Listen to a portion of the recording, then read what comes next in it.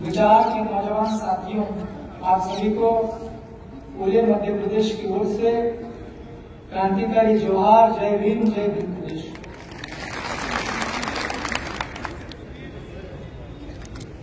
पेंटे बिरसा अम्बेडकर, जयपाल सिंह मुंडा सहित तमाम महापुरुषों को कोटि कोटि नमन। खास करके भील प्रदेश के आदिवासी राजा भील राजा उदा खराड़ी जी को भी स्मरण और कोटि कोटि नमन।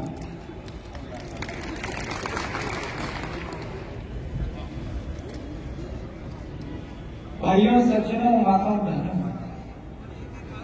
आपका कार्यक्रम लगातार सुबह से चल रहा है। मेरे ख्याल से 90% बातें हुई होगी, 10% बातें बची हुई। यहाँ बहुत बड़े बड़े विद्वानों को आपने सुना है। अब मैं वो विद्वान वाली सुनाने वाली बात नहीं कर, क्योंकि मैं प्रैक्टिकल का आदमी हूं। जब ये संविधान लागू नहीं है, संविधान के अंदर जो अधिकार प्रदत्त हैं आदिवासियों के, दलितों के, पिछड़ा वर्ग, अल्पसंख्यक, माइनॉरिटी, सभी के अधिकार हैं संविधान में, लागू नहीं है, मिलते नहीं है। मेरा लगभग 1 साल का अनुभव है। भारत देश के अंदर अलग अलग विधानसभाएं हैं, अलग अलग राज्यों की। जो विधानसभा का सदस्य हो तो वो विधायक होता है, और जो विधायक होता है वो संवैधानिक पद है। अब जब हमारा पद ही संवैधानिक है तो संविधान को लागू करने की सबसे ज्यादा जिम्मेवारी हम लोगों की ही है। मेरा तो सिर्फ इतना सवाल है, मैं तो मेरे जिन लोगों ने मुझे चुन करके भेजा है, मैं तो उनका धन्यवाद हमेशा करता रहता हूं, मध्य प्रदेश के सैलाना के लोगों का। लेकिन ये है कि हम लोग कितने लोगों को भेज रहे हैं सदन में। संविधान को लागू हमें करवाना है, हम संविधान को लागू करवाने के लिए कितने लोगों को भेज रहे हैं, ये इम्पोर्टेंट है। हमारे मध्य प्रदेश में 230 है विधानसभा के सदस्य।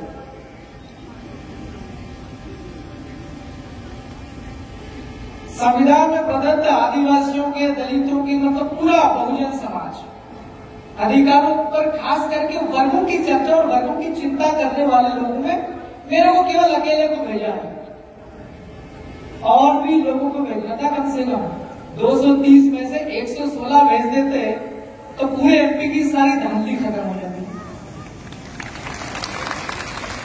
आपके राजस्थान में 200 है, कितने हैं? 3 पहले हुए थे, एक सांसद जी ने इस्तीफा दिया, एक फिर नए हो गए, वहां पर लग 4 हो गए। तो 200 में से 101 अगर आ जाते हैं तो आपकी राजस्थान की सारी धांधली खत्म हो जाती। तो मैं ज्यादा नहीं बोलूंगा, आज यहाँ बहुत बुद्धिजीवी लोग हैं सभी वर्गों की। हम लोग कम होते हैं, जैसे राजस्थान में भी 4 हैं, मैं मध्य प्रदेश में अकेला हूं। कुछ लोग कहते होंगे यार ये तो भारत आदिवासी पार्टी की बात कर रहा, हम तो सभी वर्गों के आए हैं। अभी गौरलाल परमार साहब कह रहे थे कि भाई सब लोग एकता कर लो। भाई समस्या तो सबकी कॉमन है ना, कॉमन प्रॉब्लम्स हैं, बहुत सारी प्रॉब्लम्स कॉमन है। आरक्षण का मसला हम लोग बहुत चिल्लाते हैं कि नौकरी नहीं निकल रही, बहुत पढ़ रहे हैं। भैया नौकरियां निकलवाने के लिए क्या करना पड़ेगा? लड़ना पड़ेगा ना। तो जिस जगह लड़ने की जो जगह है, प्लेस ऑफ फाइटिंग, उस जगह पर हमारे लोग कम हैं, संख्या बढ़ानी पड़ेगी। मैं सुझाव देके जा रहा हूं। मेरे को ये जानकारी मिली थी 4-5 दिन पहले कि उदयपुर के आसपास के जो गांव हैं, खास करके आदिवासी लोग ज्यादा रहते हैं गांव, अन्य समाज के भी हैं। उदयपुर के आसपास की गांवों के अंदर में भूमाफिया जो होते हैं, जमीन का कारोबार करते हैं, वो लोग आदिवासियों की जमीनें छीन रहे हैं लगातार। तो मैं वो समस्या समझने के लिए आया हूं। मेरे लिए जो भू माफिया गैंग होती है, ये भी जानकारी मिली है कि गांवों के अंदर डरा धमका कर जमीनें खरीदी जाती है। बिंदु नंबर 1 तो यह है कि आदिवासियों की जमीन गैर आदिवासी नहीं खरीद सकता। यहां पर यह बड़ी समस्या है। मैं तो मध्य प्रदेश का हूं, यहां पर तो 4 हैं और भी बहुजन समाज के साथी कोई तो होंगे, वो चाहे आपका भीम आर्मी का हो, चाहे आपका कौन सा है मायावती जी का हो। सभी लोगों की ये साझा जिम्मेवारी है। हम बहुत बड़ी बड़ी बातें उठा रहे हैं। संविधान कोई छोटी मोटी चीज नहीं है। पूरी दुनिया का सबसे बड़ा अगर कोई संविधान है किसी देश का, वो भारत का है। सबसे बड़ा संविधान भारत का है। अब इतने बड़े संविधान को लागू करना कोई आसान काम नहीं है। अभी पूरे भारत में इतने राज्य हैं, देश हैं, सरकारें बनती हर 5 साल में, कभी कभी लंबी चली जाती है, 10 साल तक चलती, कोई 15 साल तक चलती, कोई तो पहले आजाद हुआ था देश तब 50 साल तक लगातार चली है, सभी इकट्ठी राज्य में। वो लोग जो है उतना ही संविधान को लागू कर रहे हैं जितना उनको जरूरत है। मुख्यमंत्री और प्रदेश का जो मंत्रिमंडल है वो और सरकार कौन से विचार वाले दल की है, उन लोगों को फायदा करने के लिए उतना ही संविधान लागू किया जा रहा, पूरा नहीं किया जा रहा। तो पूरा लागू करने के लिए हम सभी लोगों को इकट्ठा होना पड़ेगा। इकट्ठा होकर आज तो चर्चा कर रहे हैं, लेकिन जब मौका मिलता है हमें लागू हम कर सकते हैं विधानसभा या लोकसभा जाकर के, तब भी हमें एकता का परिचय दे करके करना पड़ेगा। अभी हम लगातार देख रहे थे कि सोशल मीडिया का जमाना है, जिन लोगों को एमएलए क्या होता वो भी नहीं पता, ऐसे लोग यहाँ विधानसभा जा रहे हैं। ये गलती किसकी है? उस भाई की गलती नहीं है जिसको एमएलए ने आता, उसकी कोई गलती नहीं। गलती सलोपर के लोगों की है। सलोपर के लोगों ने केवल 2-3 हजार वोटों से जिताने का कोशिश किया था। उन्होंने गड़बड़ कर दी मशीन में। 1012 से हराने का काम किया कि नहीं किया? तो हमारा ये जब ऐसा माहौल है, सफेद नीले पीले सारे कलर वाले विचार वाले को एकता में जा रहे हैं, तो जब ये जिम्मेवारी आती है कि संविधान को लागू अगर करना है, हमारे हक और अधिकार को सुरक्षित करना है, हक और अधिकार नहीं मिला है, चाहे वो आरक्षण का मसला हो, चाहे जल जंगल का मसला हो, इन सभी समस्याओं का समाधान करने के लिए एक ही समाधान है। आज की तारीख में डेमोक्रेटिक संविधान की बात कर रहे हैं ना, आज संविधान का दिवस है 26 नवंबर। उसमें लिखा हुआ सारी समस्याओं का समाधान संविधान है, और संविधान के अंदर भी एक लोकतंत्र है, डेमोक्रेसी। कि लोग खुद तय करेंगे आपको कैसी सरकार चाहिए। अब्राहम लिंकन पहले बोले थे, बहुत पहले, government of people, by the people, for the people. लोग तुम ही तय करो कैसे लोग होने चाहिए सदन के अंदर में, संविधान को लागू करने वाले। तो हमारे लोगों की गलती आ रही है। इन गलती को हम लोग जब सुधार लेंगे, हम एकता में हो जाएंगे। हमारी समस्याओं का समाधान कौन करेगा, ये हम अगर तय कर लेंगे, समझ लेंगे, तो हम सही आदमी भेज देंगे। तो फिर सही आदमी चला जाएगा तो सही आदमी आपका संविधान लागू करवाएगा अपना सदन में। वहां तो हम लोग गोबड़े लोग भेज ले, गोबड़े और गुंगे सदन में, और बाहर हम रैलियां करते बड़ी बड़ी। तो गलती हमें भी है, इन गलती का हम लोग को सुधार करना होगा। और ये समय खास करके बहुत कठिन समय दौर जो है, भारत के संविधान में सरकारें आएगी और जाएगी, ये भी है 5-5 साल का, लेकिन सरकार के अंदर जो लोग रहेंगे उनके विचार कैसे रहेंगे, ये भारत के संविधान में लिखा हुआ है।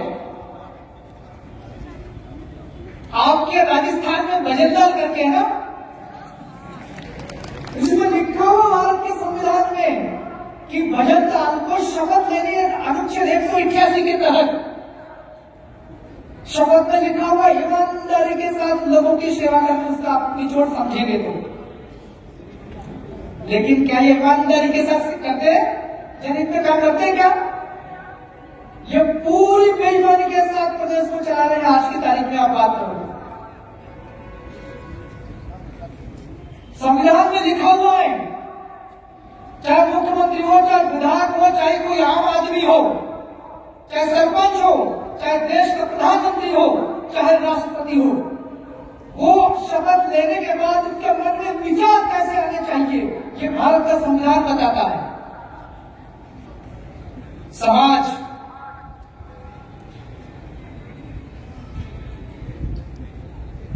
क्या ये जो लोग, जिस विचारधारा के लोग, जिस सोच के लोग आज राजस्थान के जयपुर में हैं, भारत देश की राजधानी दिल्ली में है, उन लोगों के विचार कैसे हैं, ये आपको समझना पड़ेगा। सरकार को वो लोग चला रहे हैं खास करके जिनका संविधान से कोई मतलब नहीं है। आप लोगों का बताओ, आपका मतलब है कि नहीं संविधान से? आप खड़े करो, संविधान का मतलब है?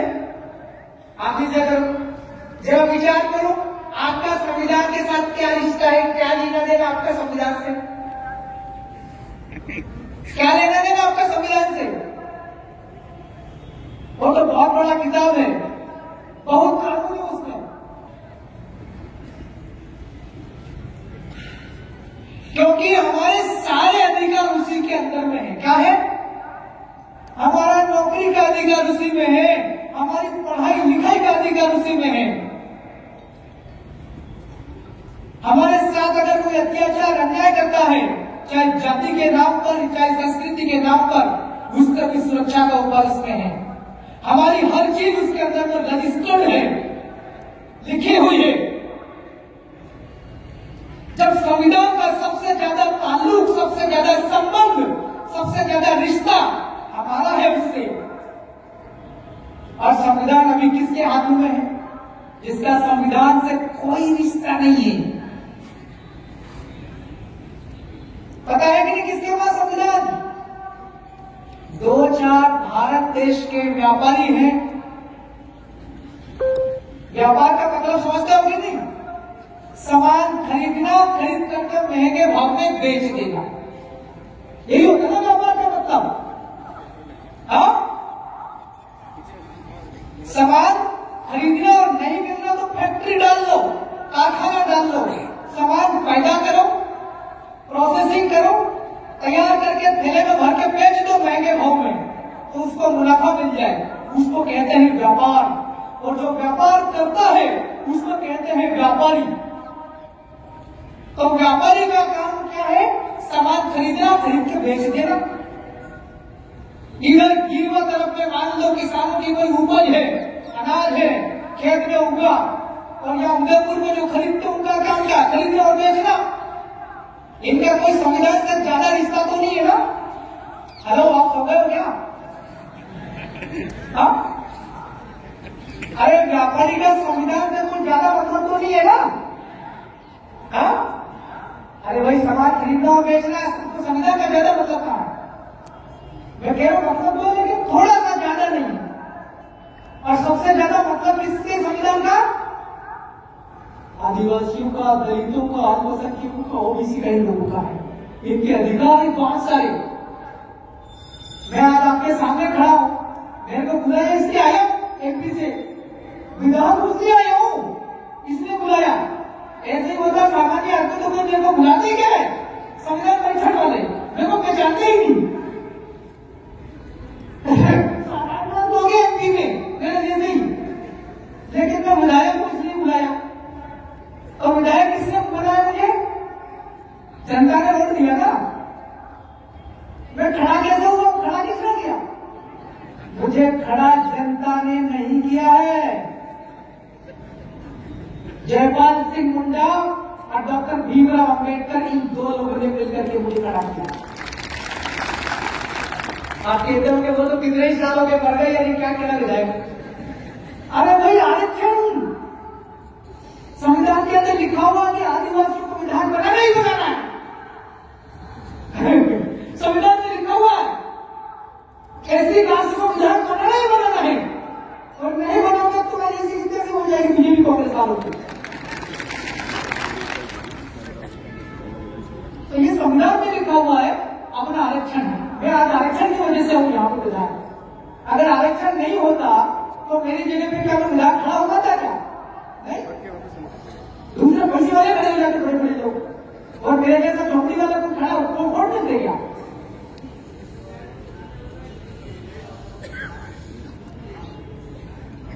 तो भाई लोगों, मेरा ये कहना कि मैं ये आपको समझाना चाह रहा हूं, मेरी बात खत्म हो गई लगभग। मैं कहना ये चाह रहा हूं कि हम लोगों का वास्ता सबसे ज्यादा संविधान से है, सबसे ज्यादा संबंध हमारा इस संविधान के साथ है। और संविधान अभी है किसके हाथ में? हाथ मतलब सरकार। किसके पास संविधान? व्यापार करने वाले दो तीन व्यापारियों के पास, जिनका संविधान से कोई लेना देना नहीं है। मैं इशारा कर रहा हूं, बोलो समझ आ रही कि नहीं आ रही? गुजरात का गौतम अडानी,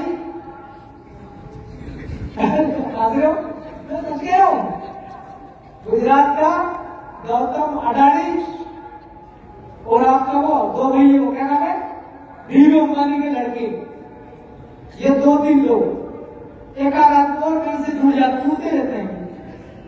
ये जैसा बोलेंगे वैसा ही दिल्ली के लोग करते, और ये जयपुर का भजनलाल करता है।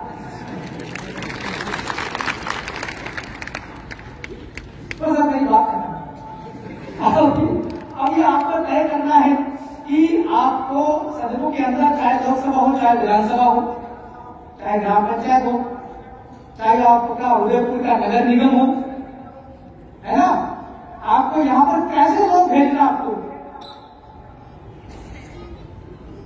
मेरा बोल क्या, मैंने एक साल के अंदर लगभग 3 बार होगी, 2030 बार चालू होने वाली विधानसभा, बहुत अनुभव कर लिया मैंने लगभग एक साल के अंदर। मैं वहां पर बोलता हूँ, सड़क के अंदर मुद्दे उठाता हूँ प्रदेश के, खास करके आदिवासियों की। मेरा इलाका पूरा आदिवासी का है, इसके अलावा अन्य समाज की भी सभी को उठाते हम लोग। जब मैं खड़ा होकर के बोलता हूं तो जब दूसरी पार्टी के लोग अपने वाले आदिवासी और दलित, एससी और एसटी के दोनों के विधायक, मैं कोई बड़ा मुद्दा उठाता हूं, जैसे दिल्ली के पूर्व मंत्री अभी कह रहे थे थोड़ी देर पहले कि आपका आदिवासी का 275 के अंदर बजट का प्रावधान है, मैंने वही वाला मुद्दा उठाया सदन के अंदर, तो बीजेपी और कांग्रेस वाले विधायक कैसे हो जाते हैं।